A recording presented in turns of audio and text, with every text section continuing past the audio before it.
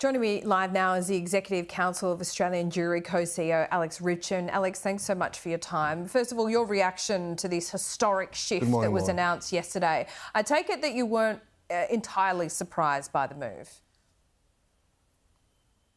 No, look, it's been spoken about for a long time, both in private discussions with government and in public statements by the Prime Minister, the Foreign Minister and other members of the Cabinet. It was just really a question, as the government said, of when, not if.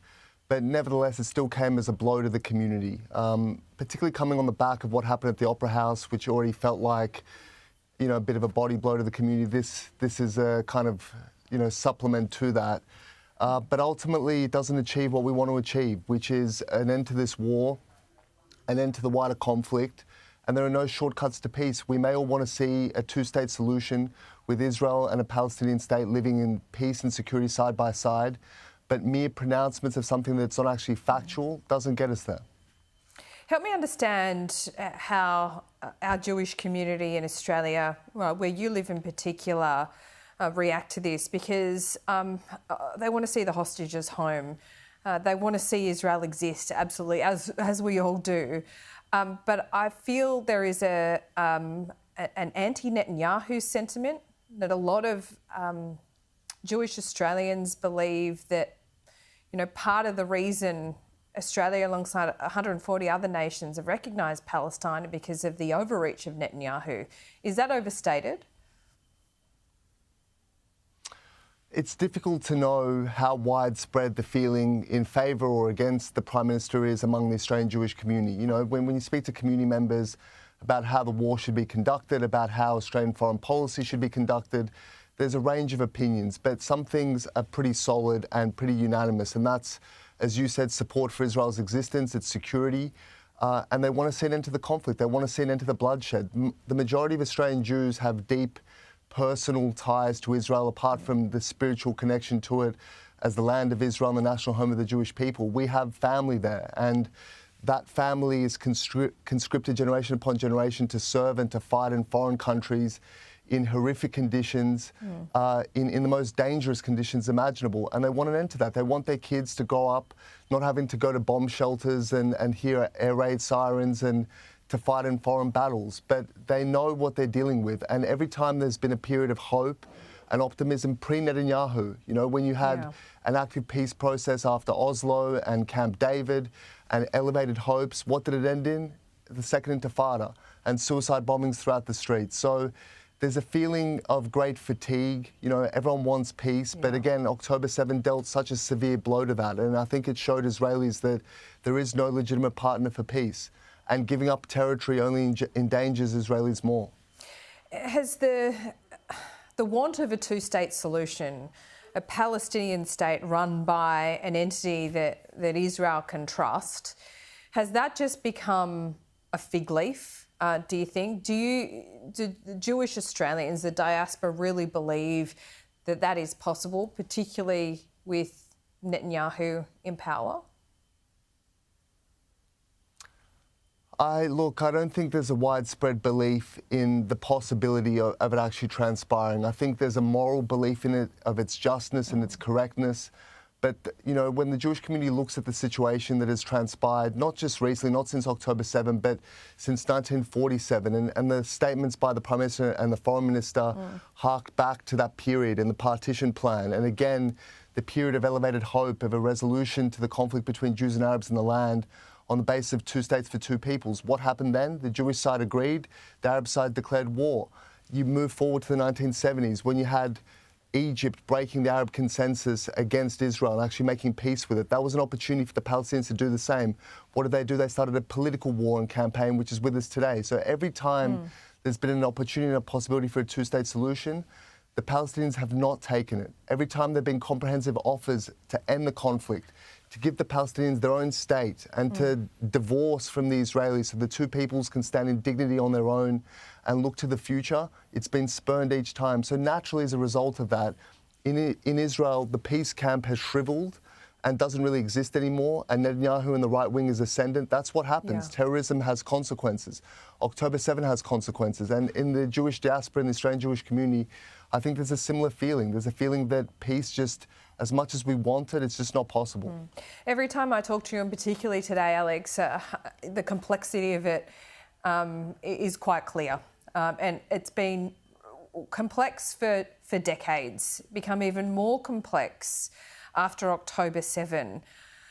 So what is it that you want the Australian government to do? I take it that you're disappointed in this position to recognise Palestine because you wanted other preconditions.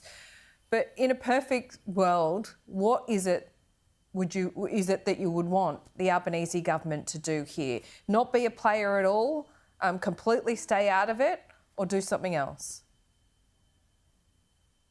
Well, firstly, the premise of your question, I think, is spot on. It is extremely complex, and that doesn't mean that we shouldn't attempt to solve it and play a constructive role. But I feel that the solution presented by the Australian government of just recognising a state and hoping by doing so we can will it into existence and will a two-state solution into existence, I think is a fantasy, really. But in terms of what role we can actually play, you have to kind of unpack it and understand why there's a conflict and what we need to do to actually get off this path of conflict.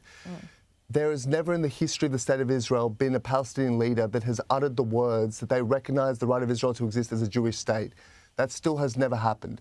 So until there's an acceptance by a leader or by the people that Israel is there, it's just, it's permanent, you're not going to have an end to the conflict. What you're talking about, I think, Alex, is an ideology. It's an ideology. It's not a group or a leader or a leadership group. It is an ideology. How do you possibly defeat that? Well, look, in the Middle East, you know, we're not talking about democratic states existing in the Middle East. It's usually dictatorships. And sometimes the leader can impose something that the people don't agree with. When Egypt made peace with Israel in 1979, it didn't have the widespread support of the Egyptian street.